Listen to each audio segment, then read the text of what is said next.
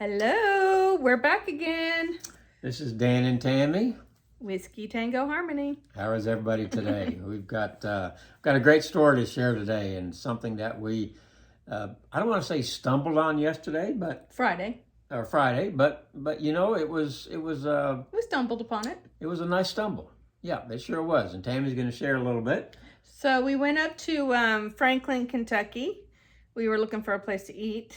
Decided to do something a little bit differently. We went to the Brickyard Cafe in Franklin, Kentucky. It was delicious. I must have said, 10 times my food is delicious. It was so good. Yes, so you did. If you're in Franklin, Kentucky, go to the Brickyard Cafe and then check out Dueling Grounds, right? Dueling Grounds Distillery.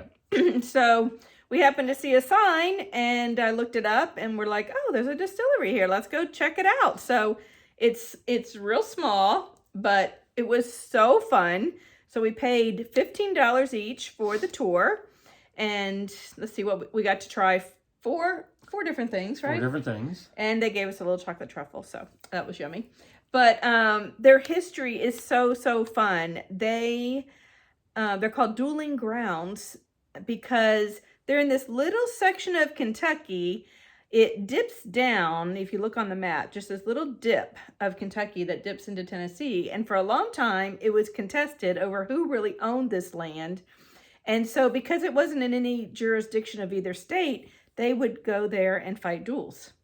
And I didn't know this about duels. It was usually between lawyers and politicians. Lawyers and politicians. It's still going on today. Which may not be a bad thing to revive. Yeah, maybe. In today's day and age. But anyway, I didn't know this. They didn't duel to kill each other. They dueled to injure, and whoever got injured the most, I guess, whoever got hit first was the one who had to settle the claim. So anyway, the story was really fascinating, and I have a little video of it, and I'm going to attach it to this video so you all can hear the story because it was so fun. We always love a distillery with a great story. We do. So. And this distillery, this is a craft distillery, and it is on the craft distillery bourbon trail in Kentucky. And so if you get a chance, please go pay them a visit. You'll really enjoy it. You would really love it. Last year, to give you an idea of the size of their production, they produced about 175 barrels last year. That's all they could do.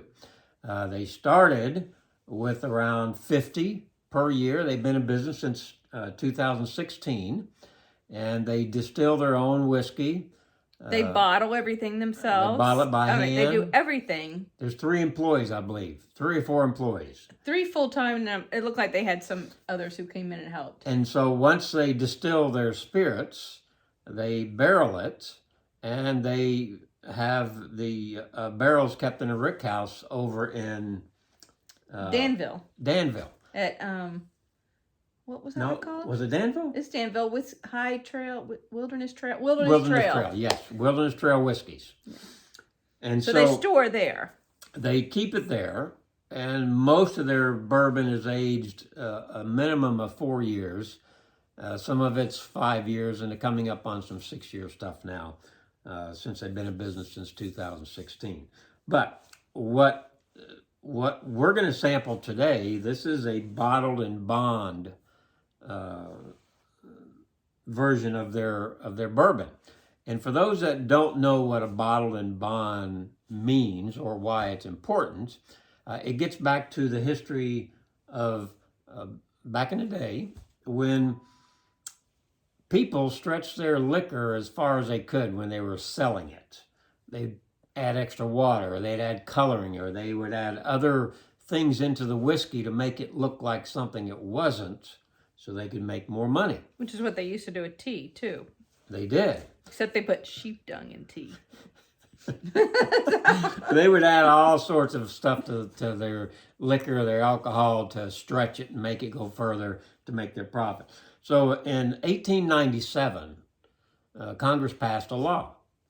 And the law stated that there had to be several things done to guarantee this was pure whiskey. And I can't remember all the details, but I did pull it up, and I thought it would be interesting to share this as we get into this. But let's see if I can read you some notes here. One, it has to be composed of the same kind of spirits produced from the same class of materials, okay? So that means everything's the same. Has to be produced in the same distilling season within 6 months of each other, depending on your harvest. There's 2 distilling seasons per year, by the way, just so everybody knows. Now, it has to be stored in containers for at least 4 years, the barrels, which means a bottle and bond bourbon is never younger than 4 years. It can't be registered as a bottle and bond. Fourthly, it cannot be unalterated from its original condition or character by the addition or subtraction of any other substance other than water, which brings it down to the proof designation. It has to be proofed, bottled at 100 proof. So if you take it out of the barrel, it's 130 proof. You have to add water to it to get it down to 100 proof, because that's the bottle and bond designation. This is 100 proof. So, excuse me, when that law was passed, it guaranteed that whoever was buying this bottle of whiskey, you're getting pure whiskey. It was 100 proof. It was sealed and stamped by the tax assessor, a federal employee, to guarantee that this is what you were actually getting, and then it could be sold as such. So, as far as, and there's a lot more details, but you can look it up if you want to go into the detail. But what we're going to have today is a bottle and bond bourbon from this Dueling Grounds Distillery. And now, we tasted a little bit of this the other day. I really enjoyed it. Tammy. It was hot. Tammy's favorite word. It was hot. I didn't just say my throat was burning. I said later it was numb. So, I did not like it with water. And so we're not using water today. I'm just going to try it with ice. So when this distillery, when they have their barrels charred, they go with the number 3 char. There's several chars, 1, 2, 3, and 4. But they use the number 3 char because of what they want to try to get out of the oak as it's setting in the rickhouses and maturing. But some of the notes say that it's nutty. It's has some pepper in it, has some cinnamon, vanilla, citrus, both picked up orange. caramel. It's got brown and burnt sugars in it. Some pick that up. Cereal of some type, earthy, grassy, wood, corn, tobacco. The finish, smooth and rich profile with a touch of sweetness. This is reading off of the distillery's label as they put this together. Now, this is out of 1 bottle out of 4 barrels. That's how small they do when they do a run, and they do a bottle and bond, and we got some more bottles of theirs, but they have a very small production. So you're getting small batch. That's what a small batch is. It's a real craft distillery, small batch, and that's a true small batch. And some of the legacy distilleries, small batch could mean 50 or 100 barrels, because they've got so many barrels in their rickhouses at all times. But we're going to pop this. I pulled the seal off of it just a minute ago before we started here. And I'm going to pop the cork, and we're going to do a little bit of a taste test.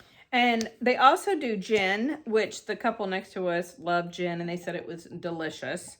And then they do some liqueurs. We tried the raspberry and the blueberry. They had 4, but they were really good too. And then they do the Kentucky Everclear too. So they have other things. They made some really fun cocktails. Daniel said the Kentucky Margarita though was sissy, but I liked it. Okay. All right, so we've each got a little bit of a pour of this 4-year-old bottle and bond from Dueling Grounds Distillery. So let's see what the nose picks up.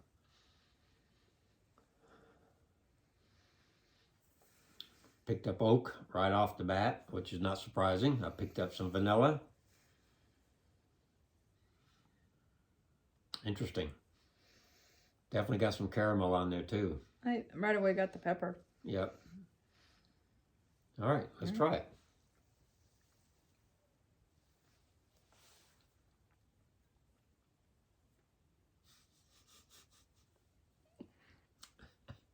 I can't swish it around very much. It's too spicy. So, It's very spicy. what did you pick up as you took that sip? Okay, so my tongue is on fire, but it is caramely and sweet on the outer part of my tongue. It's just the heat is so much for me. So, is it caramel or is it caramel? What is it? I say caramel, you say caramel, I think. All right, I'm gonna definitely So, try some ice. As I took my first sip and I chewed on it, which is what I you couldn't do. chew on it today. It was too hot. It's too spicy. I picked up oak. I picked up the vanilla. I picked up the brown sugars. I picked up also a little bit of pepper because it's 100 proof, so you're gonna have that little bit of heat. Let's try another one. Let's see how this one does. Well, I put ice in mine.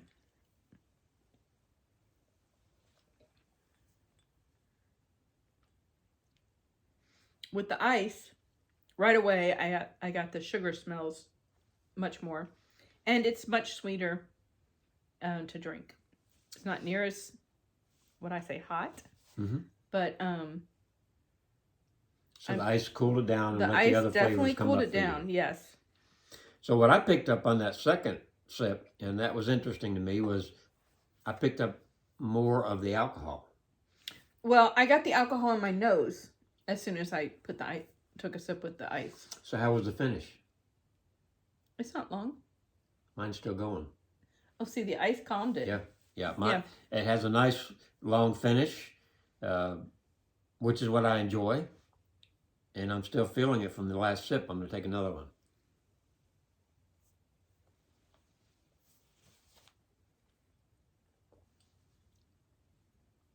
It's nice. It's a great bourbon. Great bourbon from Dueling Grounds Distillery.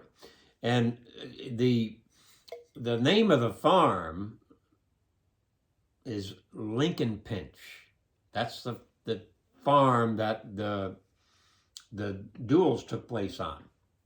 And it was uncontested dueling that was allowed because Tennessee or Kentucky could not claim that, and so no laws could be enforced there because of that small.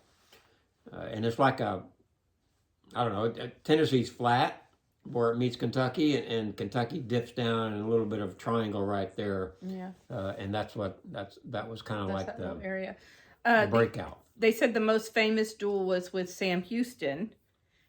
I don't remember who he was fighting. Did we know? We didn't know the name of who he was fighting. But so he was the most famous duel.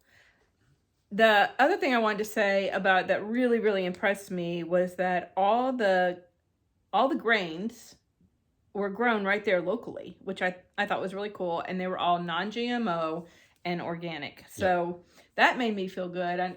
We try to eat more healthy, and we don't like GMOs, so that was cool. If you get a chance, please Definitely go visit. Go visit the Dueling Grounds Distillery, and it says Simpson County, Kentucky. So it's just right over the line from Tennessee here. It took us, like 40 minutes. Yeah, it took us about 40 minutes to get there. And Franklin's a cute little town.